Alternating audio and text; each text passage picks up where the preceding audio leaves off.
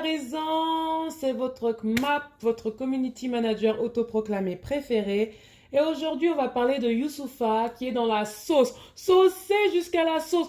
Ketchup, mayonnaise, pondou, chikwang, foutou, banane. Il est saucé jusque dans la sauce. On a ressorti des vieux textes à lui qui datent de 2016. Il est dans la sauce, les gens. Ouh, il est dans la sauce. Donc, je vais vous dire de quoi on va parler. On va parler du contexte. On va parler de ce qu'on a pensé, ce qu'ont pensé les gens de cette phrase. On va analyser sa phrase. On va parler du bif qu'il avait eu avec Marion Maréchal Le Pen. Et il lui avait répondu par bisous. Enfin, je vais vous parler de ce truc. Vous allez voir, c'est aussi hallucinant. Et en deuxième, non pas en deuxième, en dernière partie, on va parler, on va essayer de sauver le soldat Youssoupha. Mais ça va être très difficile parce que la sauce a tellement moussé, hein, que je crois que là, pour se sauver, ça va être difficile. Alors, déjà, qu'est-ce qui s'est passé? Il y a une phrase, donc, qui a été remise sur Twitter. Et cette phrase, elle est tirée d'une chanson qu'on appelle Éternel recommencement.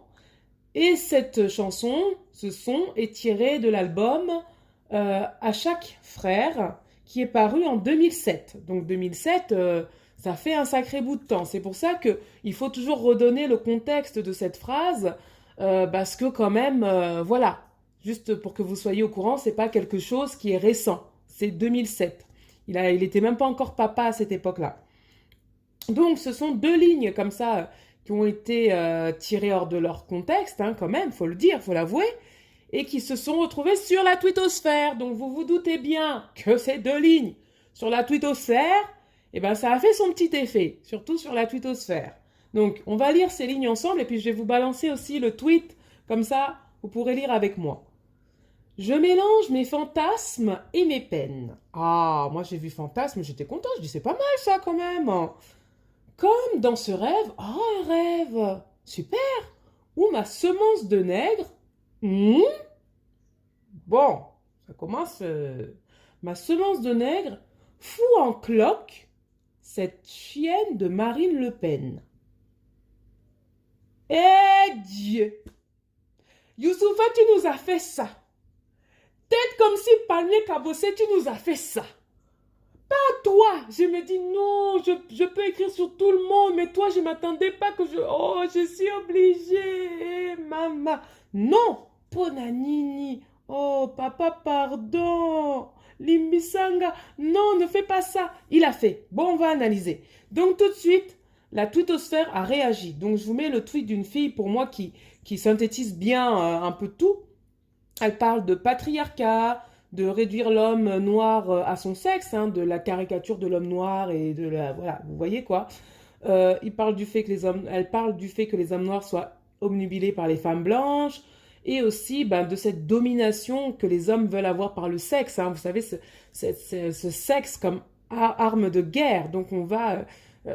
plus ou moins, c'est le viol. Hein. C'est-à-dire que on le voit même en temps de guerre ou hors temps de guerre, les hommes utilisent justement leur pénis pour aller pénétrer et justement faire cet acte immonde, cet acte, ce crime sur les femmes pour dominer.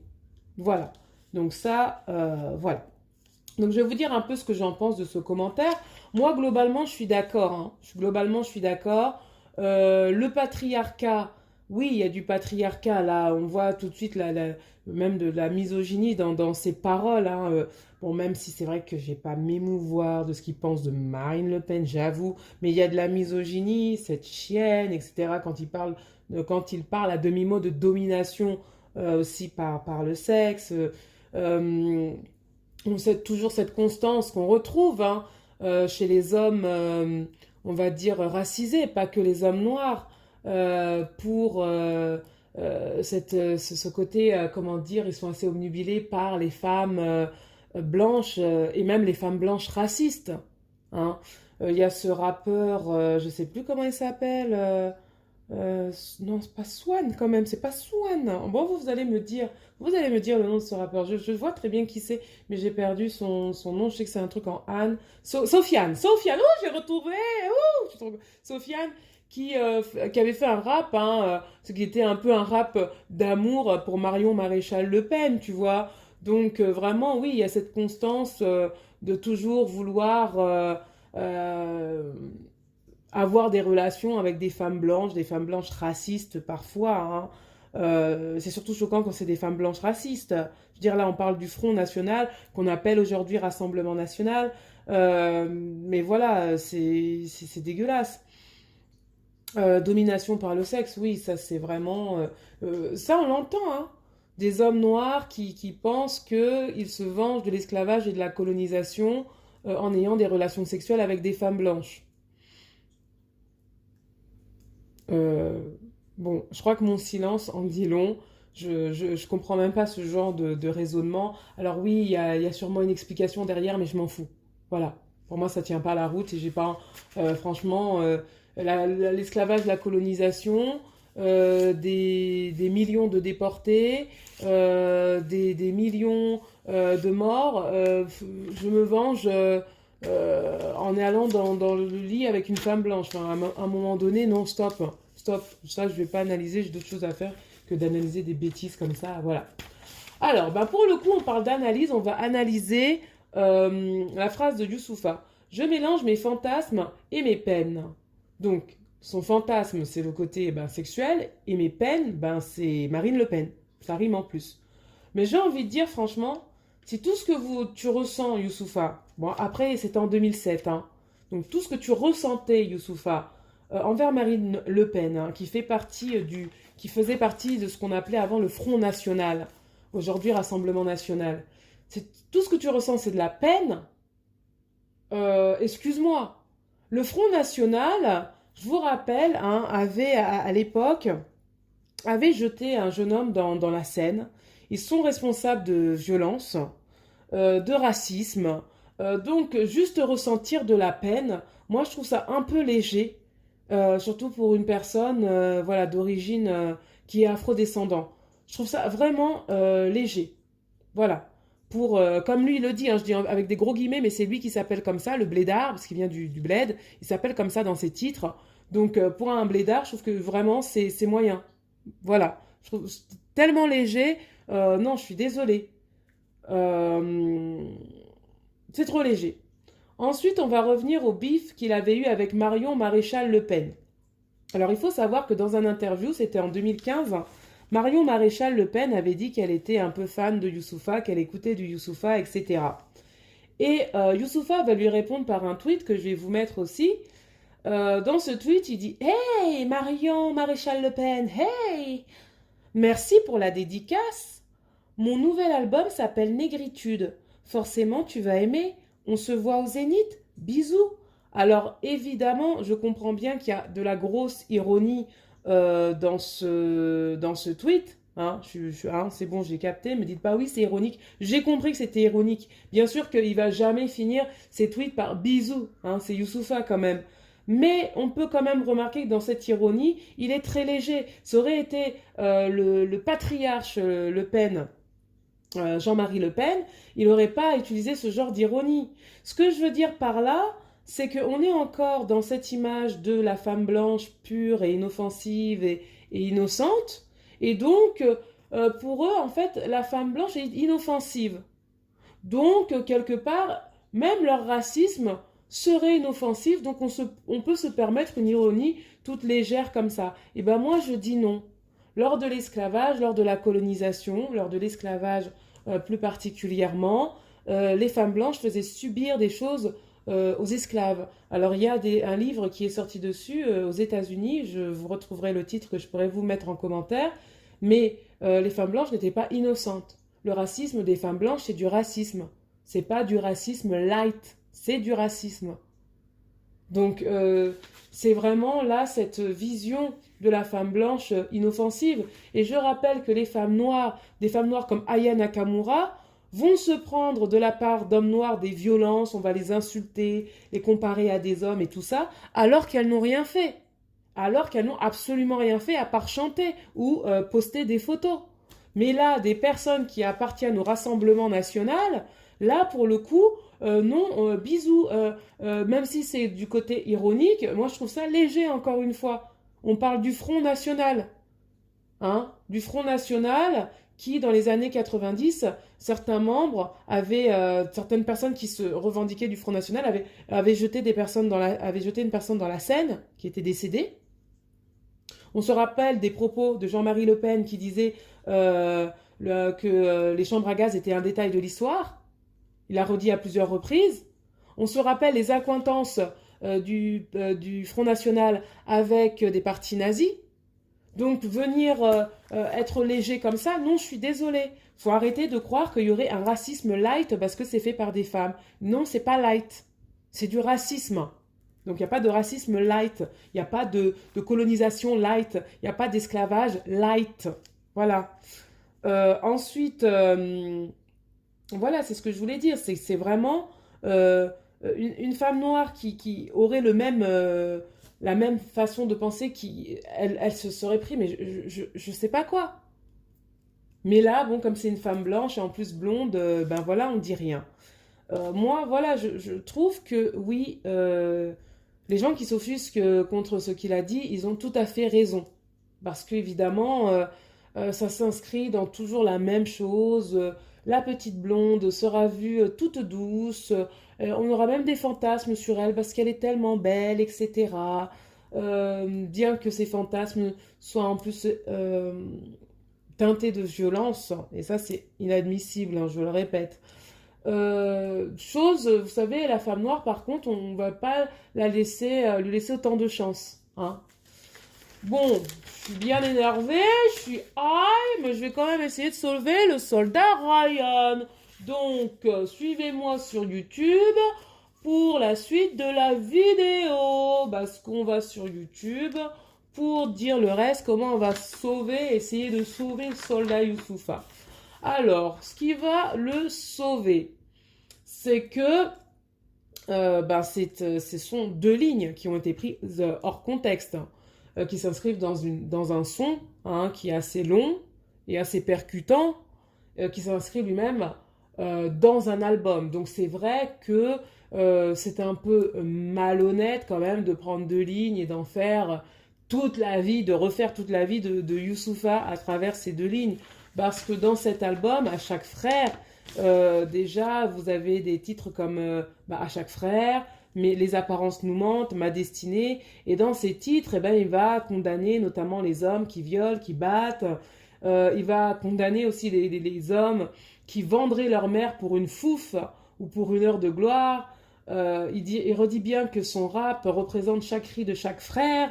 Donc, quelque part, pour le dédouaner, on peut dire que c'est pas forcément ses paroles, mais quelque part, les paroles, il représente un peu, il a voulu faire remonter ce que certaines personnes veulent penser, même s'il a utilisé le jeu. C'est un jeu donc qui est utilisé, mais pour représenter ses frères. Dans ce titre, Éternel recommencement, il dit ça va jaser, ça va jacter. Donc il sait déjà que ce qu'il va dire, ça va faire jaser, ça va jacter. Il n'avait pas tort. Bon, en même temps, c'est pas en 2017, mais en 2020. Voilà, il n'avait pas prévu que Twitter serait là. Dans ce titre, il redit quand même MC de mauvais augure, j'aimerais écrire sur des belles blondes, mais putain, je viens du tiers-monde.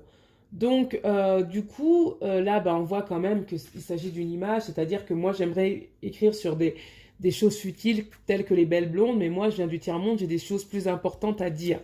Oui, bon, toujours, mais là, dans cette phrase, le terme, l'expression belle blonde, il est encore de trop, d'accord? C'est encore cette image, justement, je trouve que cette lyrics, elle n'est pas là pour le mettre en avant, quoi. Hein. Voilà, bon. Maintenant, ce qui est en sa faveur, c'est qu'il va dire quand j'use mon QI pour penser au cul, j'accumule mes lacunes et perds mon temps à en compenser aucune. Waouh, même moi j'ai du mal à lire. Lui il le chante, non, il est très fort, il n'y a rien à dire.